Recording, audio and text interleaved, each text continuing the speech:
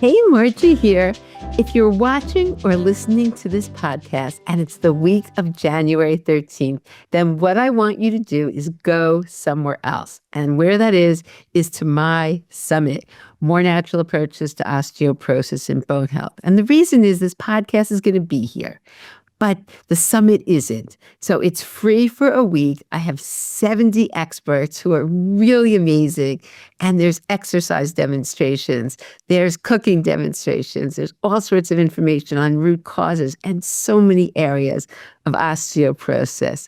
So all you need to do is go to tinyurl.com/2025 strong bones.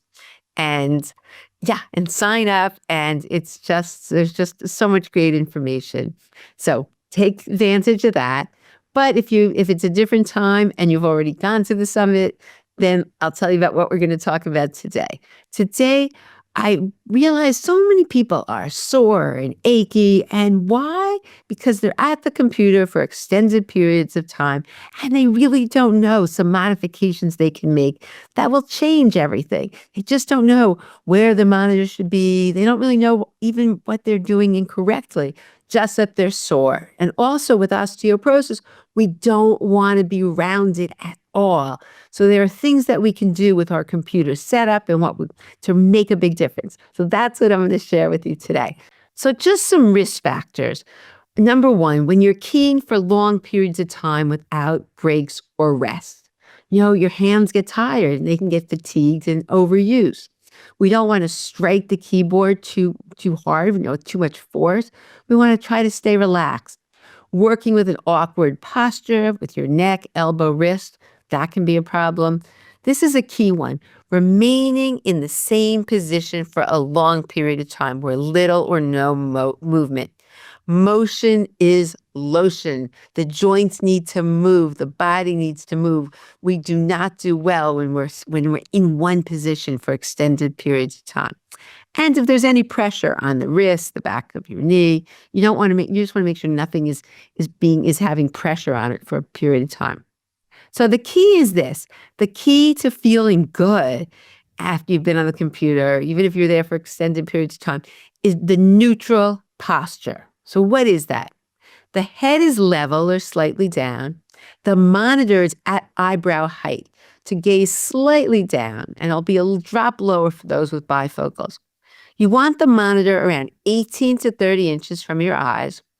Shoulders should be relaxed. The shoulder blades should be down and back. Again, we don't want that rounded position. And the elbows at your sides approximately 90 to 100 degrees. That's like at a right angle or a little less. You want the desk height at or 1 to 2 inches below elbow height. Wrist neutral. What that means is it's not extended, it's not flexed, it's not deviated to one side or the other. You want to maintain your curve in the low back, and you can try that right now. You round out your low back, everything collapses and falls apart. You want your knees at or below hip level without any pressure to the back of the knees, feet on the floor in front and supporting. So if you're short, we need to get a stool. Feet must be on the floor. So monitor height. If it's too high, it's going to cause you to tip your head back to look up at the monitor. And over time, your neck, your shoulder, upper back, we can really get pain there. And you may also notice dry eyes because there's a tendency to blink less when you're looking up. There's even a tendency to blink less when you're looking at your monitor. So blinking more is actually a great way to keep your eyes healthy. And these are for those people who are watching. This is someone who's in a good position. So if you see that the monitor is too high, then you just lower it, or you can always raise your chair. So you want to raise the chair until your eyes are or just above the top line of print. And if you're too short, you can wear a footrest. And so again, same thing. If it's too low, what you need to do is you can either raise the monitor or just adjust things so that you're at that level. Really important, and it's really simple to do. The distance, how far away is the monitor? So you want to place the monitor a comfortable distance. In general, the closer you are to the monitor, the harder your eyes will work to keep the image in focus. So you may experience like fatigue, blurred vision, headaches if it's too close. If it's too far away, then you have to lean forward. So one way to do it is just put your arm out and start there. Start with your arm out, see how that feels. You can move a little closer, a little further, but that's approximately the distance we're looking for.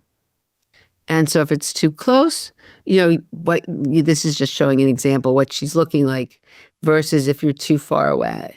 So just fixing it so that you're at the right distance can make a big difference.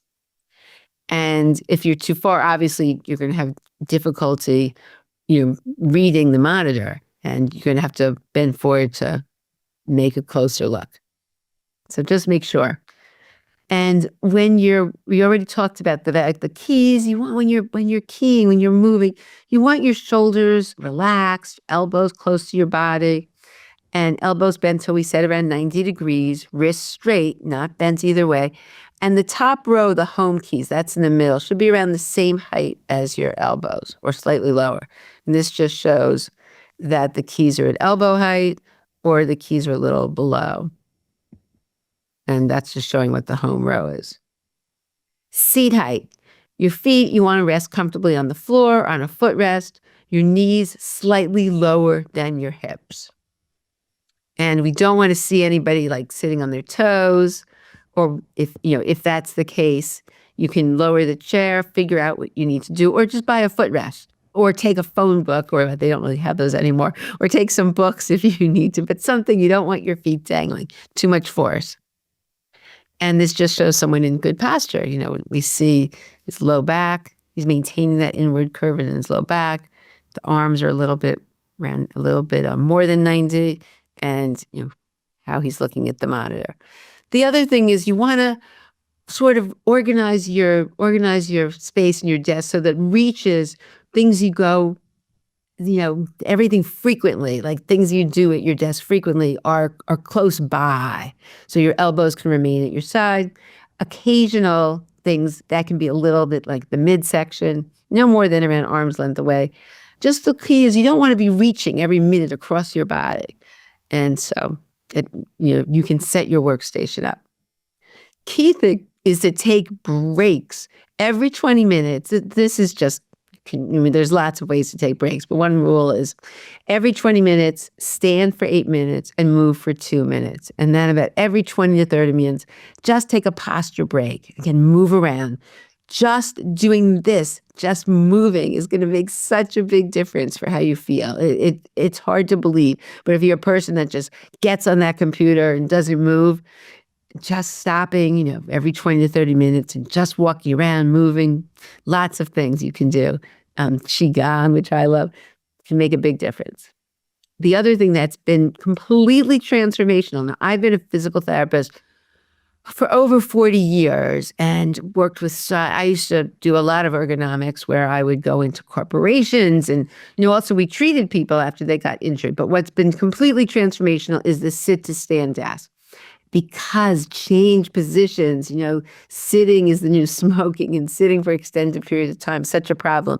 So this is so wonderful, and now they make them inexpensive. You can, this is a converter, but you can even buy the desks that go up and down. Makes such a huge difference.